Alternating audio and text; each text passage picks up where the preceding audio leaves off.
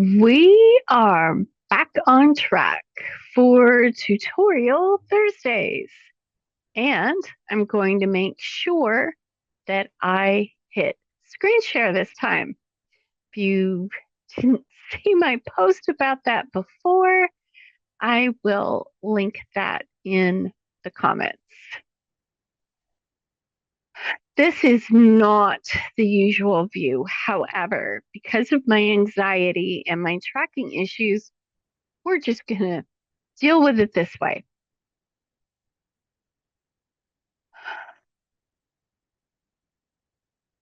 When you cite and you cite correctly, you are protecting yourself from a plagiarism lawsuit or accusation. Citations prove that you actually have done the research that informs what you are saying in your paper. It gives credit where credit is due.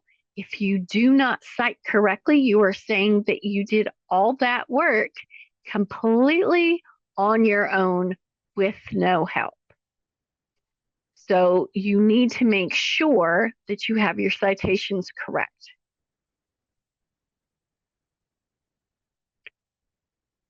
What is the APA?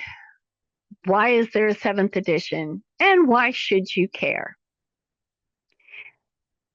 The APA standards for citations solved a problem.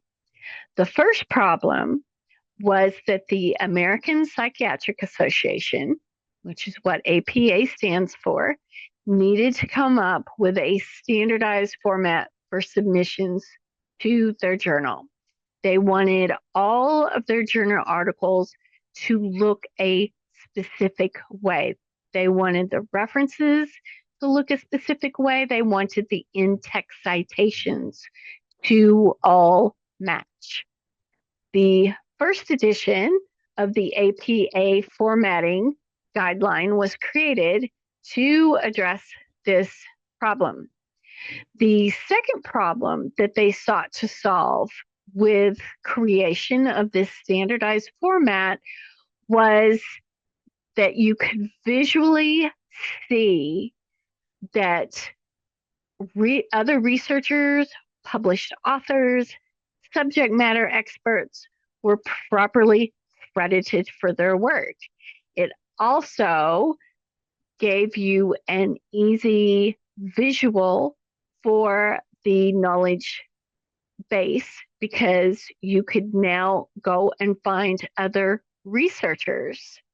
If you liked an article that you saw, you could check the formatting for that citation and you could go plug that into a search engine and find other articles, books, and such written by that author. What do we mean when we say literature review? Well, there's a couple of different things it could mean. A literature review is a specific kind of essay. It follows a very standardized format. The subtitle sections go in a specific order. When someone says a review of the literature, they mean an analysis of the journal articles or published research that you have selected to support your topic or that may debunk your topic, but then you're going to prove them incorrect, if that makes sense. When you see the phrase, the literature says, it refers to the entirety of all journal and research that has been published on that topic, like all of it, all books, all journals, everything. So some people tend to throw around the term literature review. Technically, it is only this one kind of essay. In-text citations, they are the documentation for the facts you have included in your paper.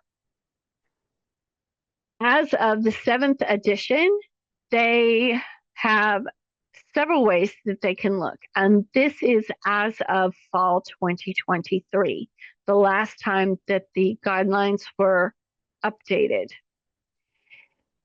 A basic in-text citation is author and year. Typically, you use this for books. It can also be for ebooks.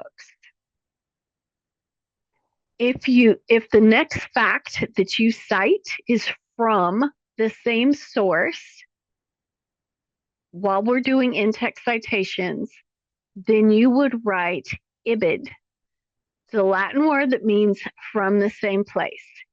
If you cite Smith and then you cite someone else and then you come back and mention another fact from Smith, you have to cite Smith like this all over again.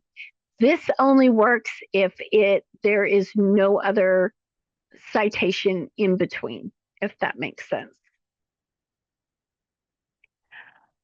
Other in-text citations can be personal conversations. And yes, I forgot to close the parentheses on this one.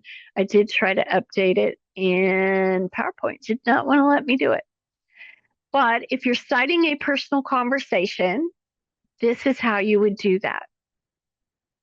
When you're doing a literature review or a research essay, and you are in your analysis and summary sections of those papers, where the only thing you are talking about is your primary piece of literature that you're analyzing, you would cite, when you first mention it, you cite the last name of the author and the year, but then all the other facts that you cover from your primary source, just in these two kinds of essays, you are going to do in-text citations just with a page number, like you see here.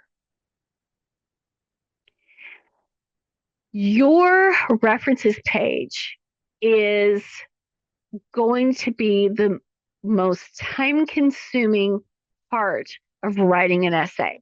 So when you actually get down to the business of writing your paper, I'm not talking about the research that goes into it beforehand to find all your sources.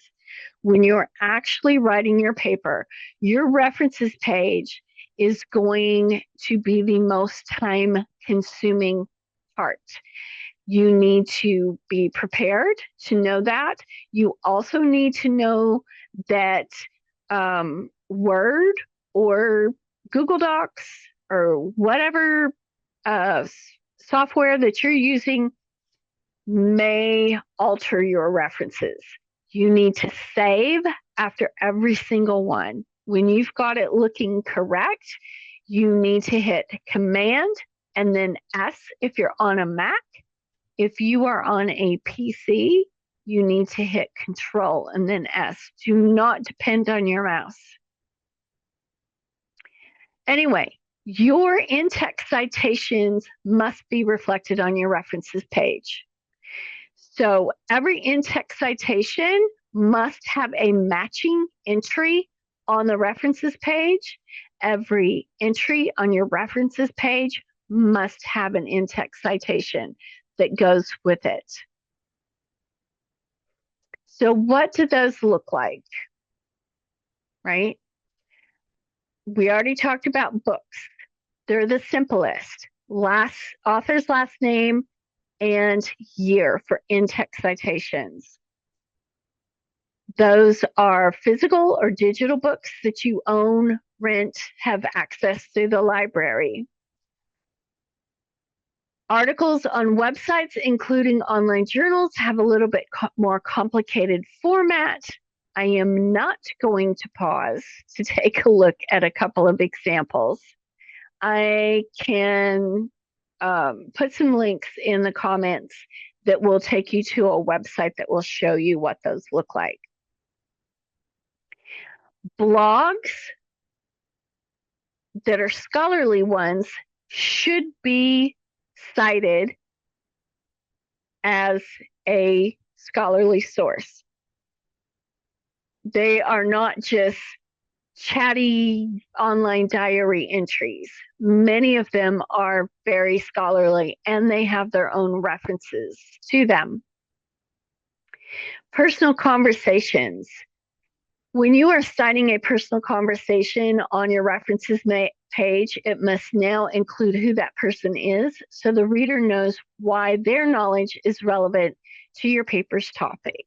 If you are citing your grandma, let's say you're doing a paper on financial something or another, and your grandma had always told you, to make sure you filled out the register in your checkbook or that you wrote down what your expenses were or whatever, right?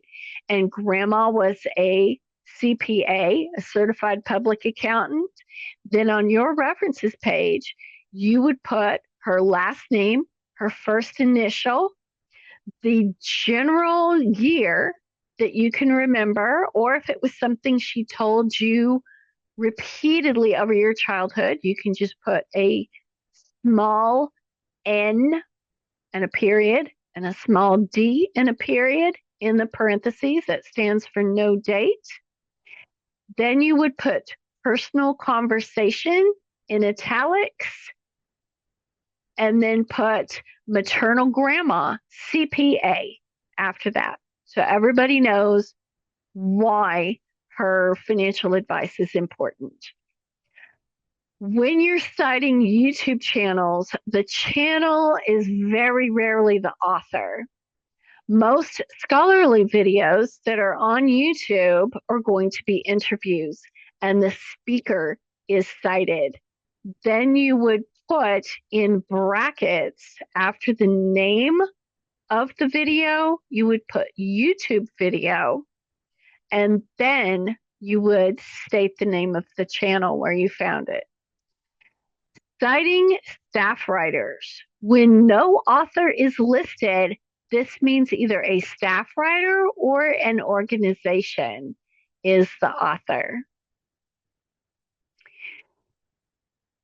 So, to recap what we've covered, when you are writing your references, when you're doing citations, you are ensuring that you have given credit where credit is due. Other people have put a tremendous amount of work into their research, not just in writing it up in the format that gets it published.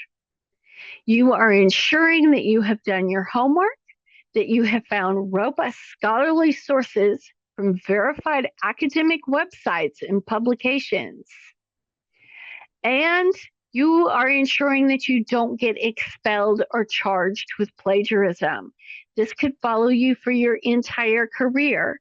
I will put a link in the comments to an article about a recent Ivy League president who lost her job after 6 months because of improper citations that led to a plagiarism charge. And when you write your references and make sure they are pristine and that they match the in-text and the references page, you are honing your research skills as a writer. Again, the references page is going to be the most time-consuming part of an essay. They have to be alphabetized just the same as if you were filing a book in the library. Most professors will ding your paper a full letter grade for improper citations. Some of them will do it if one isn't properly cited. Some of them, if there's 4 or 5. I had one professor this past summer, actually, in June of 2024, who counted off 2 letter grades for improper citations. This is because plagiarism is a very serious career and legal matter. So you really do have to pay attention to it. If you're Indigenous at all, This is like doing beadwork. If if you're indigenous, you've seen those people at powwows that are trying to take pictures of people's family patterns with their phone. You don't know if they're going to sell that pattern or if they're just trying to send a picture to a friend of theirs.